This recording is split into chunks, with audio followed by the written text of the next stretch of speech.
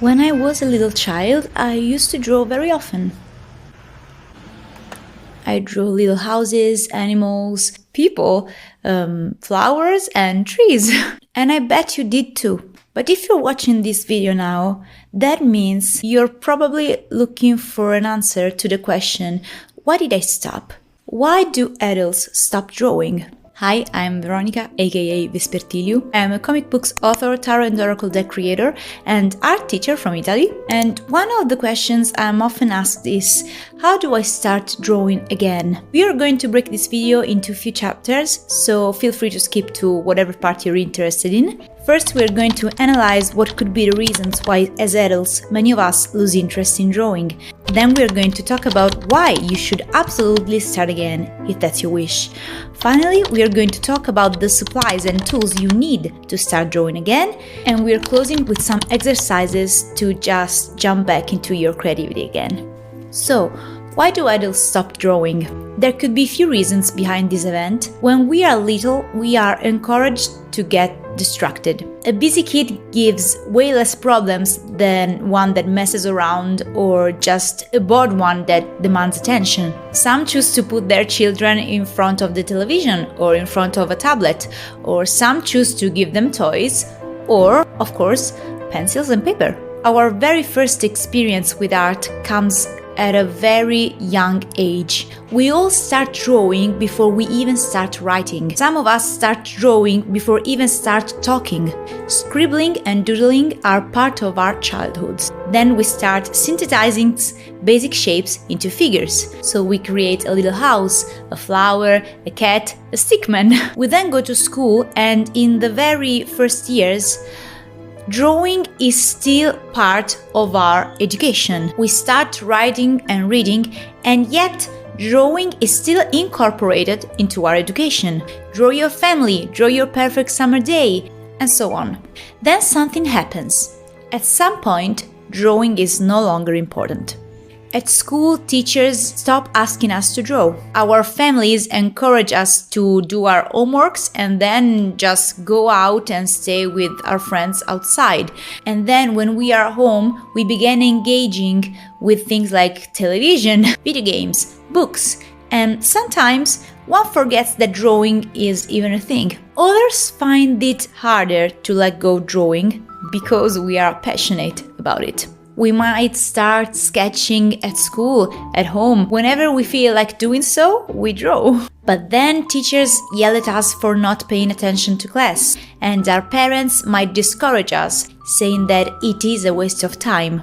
As these two scenarios go on, in one, people simply forget about drawing. In the other one, people start feeling forced to stop drawing. So the question now is, why some people keep drawing? To my experience, is a matter of character, emotional support, and confidence. With matters of character, I mean that first of all, you have to be passionate about it. If you truly enjoy drawing, it's going to be very hard, if not impossible, to stop doing it.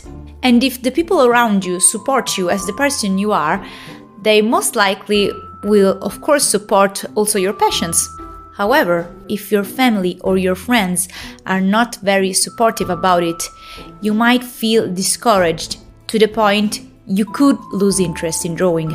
Or you will most likely give it up for the sake of not disappointing your family or friends.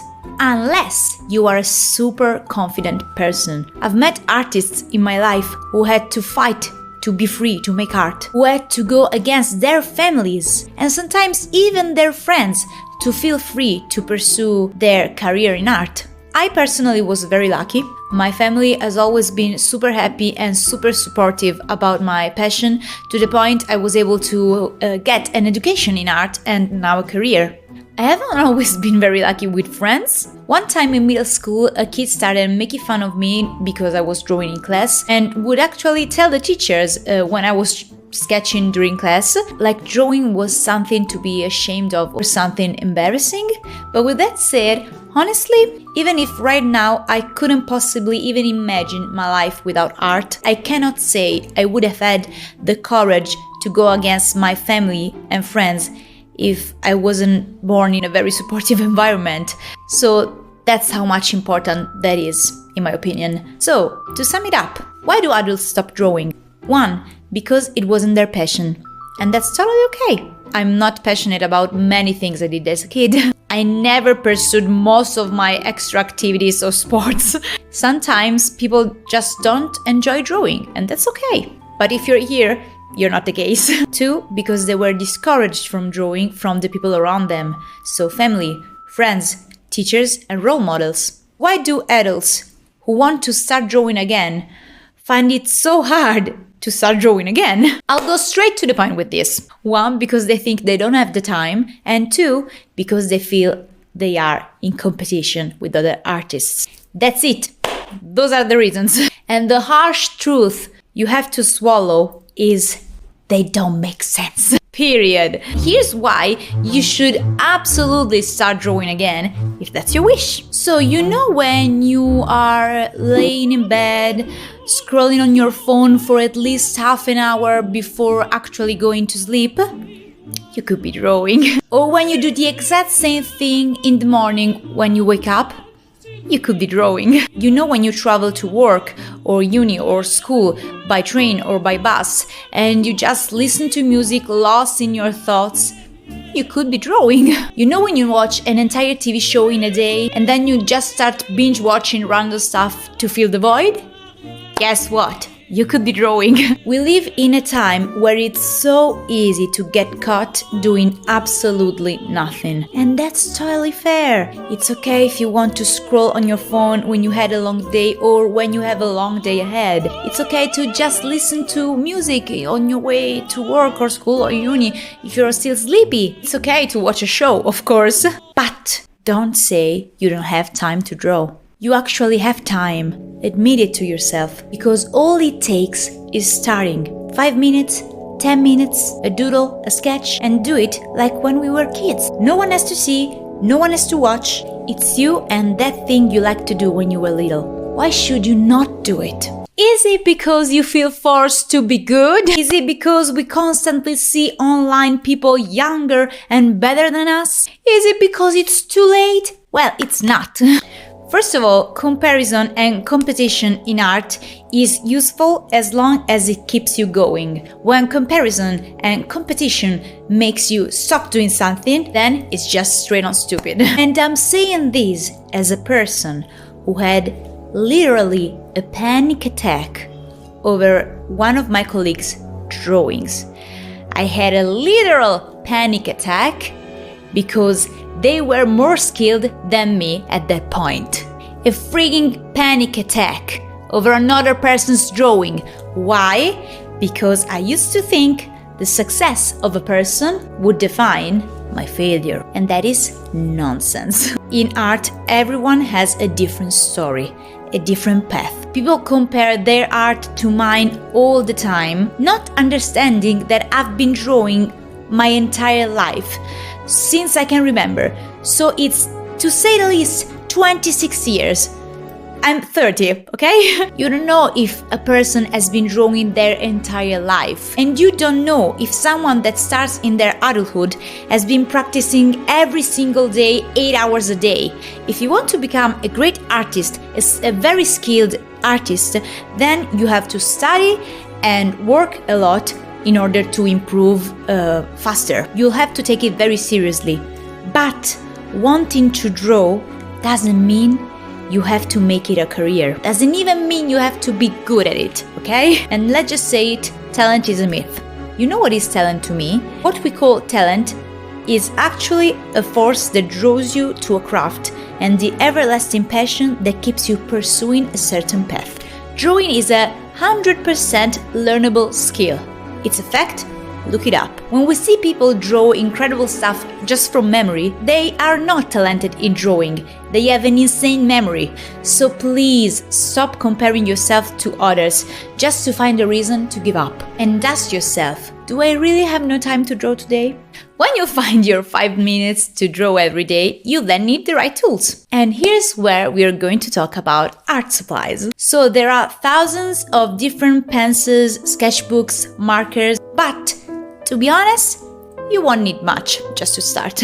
I spent the majority of my life drawing on printer paper. I could tell you to go look for a sketchbook, but truth be told, in the beginning, we don't really need anything fancy, and printer paper is really good. I use it to this day for bigger sketches, also for work. Of course, we're going to need pencils. Now, there are a lot of different pencils. You'll often find numbers and letters written on pencils. Those are from the graphite grading scale. So basically, H stands for hard and B stands for black. So H pencils are going to leave a lighter mark on paper, while B pencils are going to leave a darker mark. F is also used to indicate a harder graphite point. When there's numbers before the letters, like 2H or 4B, that indicates the hardness or darkness of said pencils. So, a 2H is harder than a regular H, a 4B is darker than a regular B, but lighter than a 8B, for example.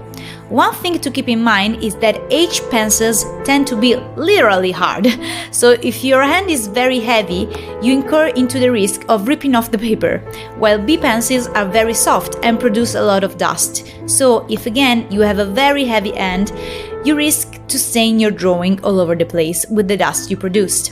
So my advice to beginners is to use HB pencils. It's basically the pencil in the middle. It's not too hard, not too soft, sharpens very well, perfectly erasable. It's actually also the easier one to find everywhere, basically, and you can also find it for very, very cheap.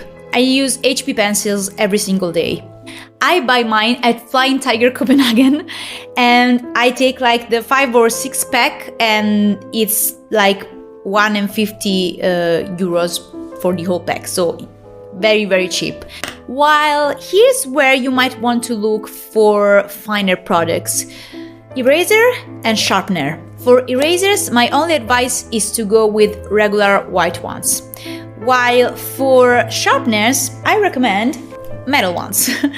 Remember to sharpen your pencils. It's okay to draw with already used tips, but never go to the point where you can barely see the tip of your pencil. Sharpen those pencils.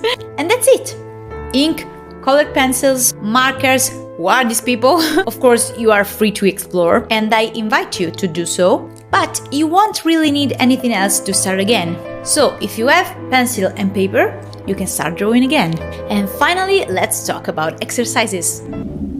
Brum. So, I'm now going to give you a task a day for a week. Of course, once you complete your daily task, if you have time, of course, you can keep drawing. And you can draw whatever you want. So, day 1. Draw little circles. This is an exercise some professional artists still do to warm up. It's meant to warm up your wrists and get it used to easy, smooth motion. Fill a sheet of paper with little circles. Don't have to be perfect, don't have to be the same size, can overlap, just doodle freely, taking your time. If you like this little exercise, you can actually incorporate it into your drawing routine for basically every day. Day 2. Draw like a kid. Draw a house with a big pointy roof, a fence, a couple trees. Draw a little cat or a dog, clouds in the sky, and the sun. When you have completed this task, if you still have time, you can start adding all the details you want. You can make bricks on the house walls, add bushes, more buildings. The sky's the limit. Have fun. Day 3.